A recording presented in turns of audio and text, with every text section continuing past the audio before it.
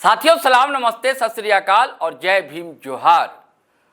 साथियों, क्या हेमंत सरकार में सब कुछ ठीक नहीं चल रहा है? पहले बात आ रही थी कि कांग्रेस में सब कुछ ठीक नहीं चल रहा है, लेकिन दिल्ली में जब राहुल गांधी ने सबको बुलावा भेजा, सभी के साथ मीटिंग की, बैठकें की, जिसमें सारे सांसद थे, विधायक थे, मंत्री थे, उसके बाद से लगा कि नहीं, अब सब कुछ ठीक ठाक हो गया।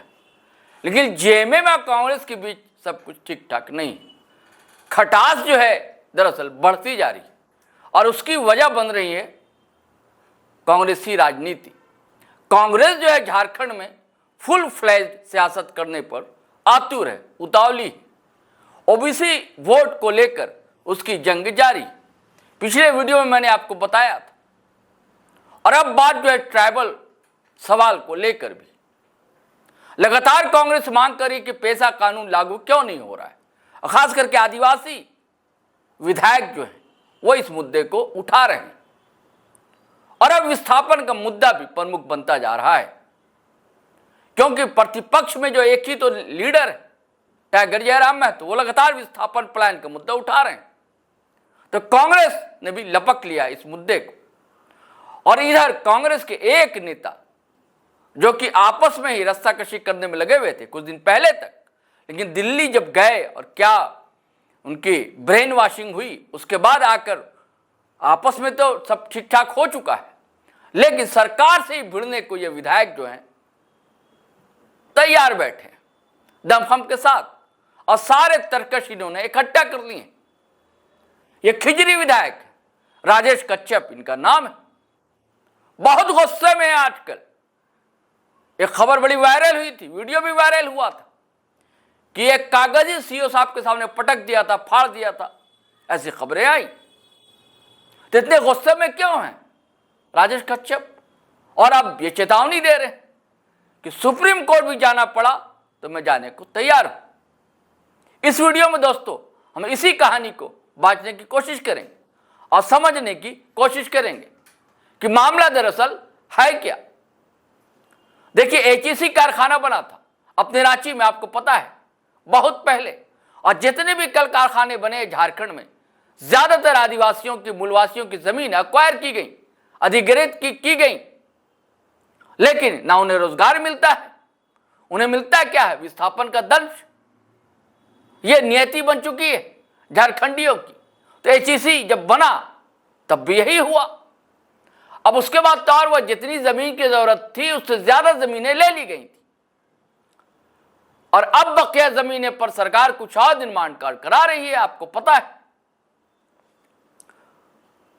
तो राजेश कच्छप का कहना है कि ये जमीनें हम नहीं देने देंगे, म्यूटेशन इसका नहीं होने देंगे, क्योंकि हम लगातार इस मुद्दे को विधानसभा में उठाते रहे हैं। उनका कहना है कि जब अविभाजित बिहार था, झारखंड नहीं बना था, तब एचईसी बना, तो बिहार सरकार ने तभी म्यूटेशन क्यों नहीं कराया था? उसके बाद नई सरकार झारखंड का गठन हुआ, कई सरकार आई, कई सरकार गई, केंद्र में भी सत्ता बदलती रही, लेकिन वो जो जमीन थी आदिवासियों की, ना उनको वापस की गई, ना म्यूटेशन हुआ।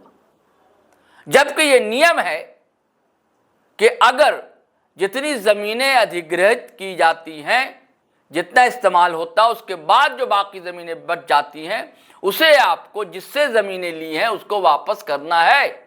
ये नियम है। तो ये संविधान का सरासर उल्लंघन है। जमीनें वापस की नहीं गई। अब सरकार फिर नए निर्माण कार्य के लिए अधिग्रहण उसका करना चाहती है, और उसके लेकर म्यूटेशन का कागज था, उसे उन्होंने फाड़ कर फेंक दिया था। बाकी जमीन जो एचईसी की है उस पर स्मार्ट सिटी बन रही, सरकार स्मार्ट सिटी बनवा रही। तो यही सवाल है, उनका कहना, हम स्मार्ट सिटी नहीं बनने देंगे। जब 59-60 में जब बिहार सरकार ने अधिग्रहण किया जमीनों का, न रजिस्ट्री हुई, न म्यूटेशन हुआ। उसके बाद की कहानी आपको मैंने बता दी।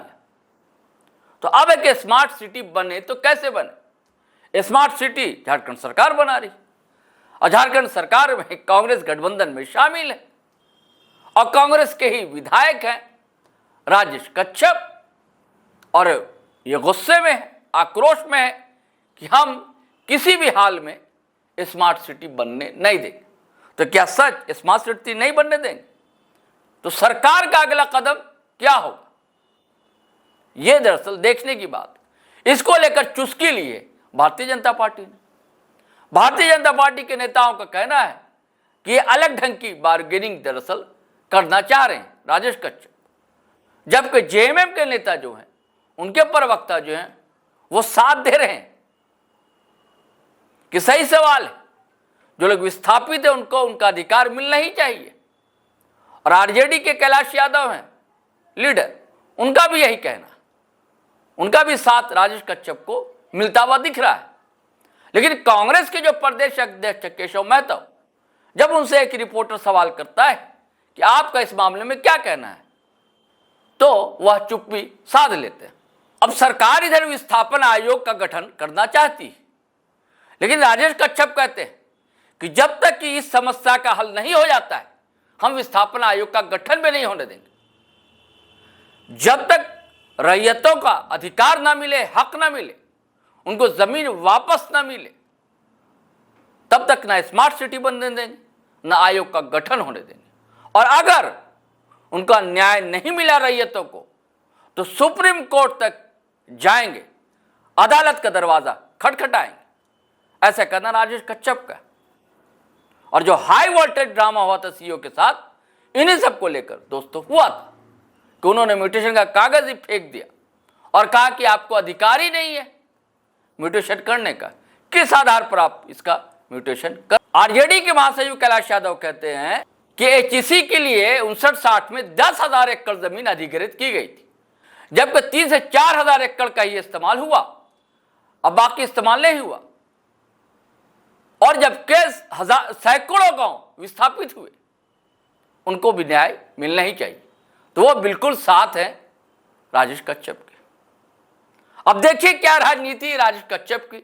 राजेश कच्छप कैसे मानते हैं। पॉलिटिकल कॉरिडोर में तो बात ये चल रही है कि मंत्री बनने का सपना देख रहे हैं राजेश कच्छप। तो भाई इतनी जल्दी तो मंत्री पद बदला नहीं जा सकता। अभी कुछ ही महीने हुए हैं, दिल्ली में बता दिया हाईकमान ने, कांग्रेस हाईकमान ने, कि अभी चंद महीने हुए, अभी और देखने दीजिए, तब रिपोर्ट कार्ड मांगा जाएगा, उसके बाद समीक्षा की जाएगी, तब फैसला होगा।